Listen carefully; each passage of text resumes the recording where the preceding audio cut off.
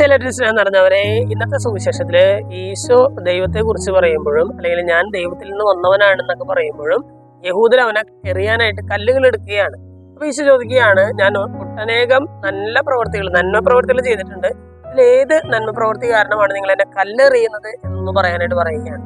അവര് പറയുന്നുണ്ട്, നല്ല പ്രവൃത്തികൾ കാരണമല്ല, മറിച്ച് ഈ ദൈവദൂഷണം പറയുന്നത് കാരണമാണ് എന്നെ ഞങ്ങൾ കല്ലെറിയുന്നത്. ഈശോ പറയുകയാണ്, എന്റെ പ്രവൃത്തികള് നിങ്ങൾ കണ്ടിട്ട് ആ പ്രവൃത്തികള് ദൈവത്തിൽ നിന്ന് വന്നവനാണ് ഞാൻ എന്ന് സാക്ഷ്യം നൽകുന്നില്ലെങ്കിൽ നിങ്ങൾ എന്നെ വിധിച്ചു കൊള്ളാനായിട്ട് പറയുകയാണ്. എന്ന് പറഞ്ഞാൽ എന്റെ പ്രവൃത്തി കണ്ടാൽ അറിയാം ഞാൻ ദൈവത്തിന്റെ പുത്രനാണെന്ന്, അല്ലെ ദൈവം അയച്ചവനാണെന്ന് എന്റെ പ്രവൃത്തി കണ്ടാൽ അറിയാമെന്ന് പറയുകയാണ്.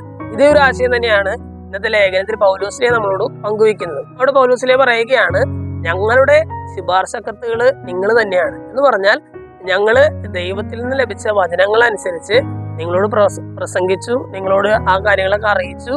അതിനനുസരിച്ച് നിങ്ങൾ ഭംഗിയായിട്ട് ജീവിതം നയിക്കുമ്പോൾ അതാണ് ഞങ്ങളുടെ ഒരു ഗ്യാരണ്ടി എന്നൊക്കെ പറയുന്നത്. എന്ന് പറഞ്ഞാൽ അതാണ് ഞങ്ങൾ ചെയ്ത കാര്യങ്ങളെല്ലാം ദൈവത്താൽ നിവേശിതമായിട്ടാണ് ഞങ്ങൾ ചെയ്തതെന്ന് എന്നതിനുള്ള ഒരു ഗ്യാരണ്ടി എന്ന് പറയുകയാണ്. എന്ന് പറഞ്ഞാൽ ചുരുക്കത്തില് ഇന്നത്തെ രണ്ട് വായനകളും നമ്മളെ ഓർമ്മിപ്പിക്കുന്ന ഒരു കാര്യം, നമ്മുടെ ജീവിതമാണ് നമ്മുടെ സുവിശേഷവൽക്കരണം എന്നുള്ളതാണ്. അല്ലെ, നമ്മൾ എങ്ങനെ പ്രവർത്തിക്കുന്നോ നമ്മുടെ പ്രവർത്തികളാണ് കൊണ്ട് ചെയ്യാൻ പറ്റുന്ന സുവിശേഷവൽക്കരണം.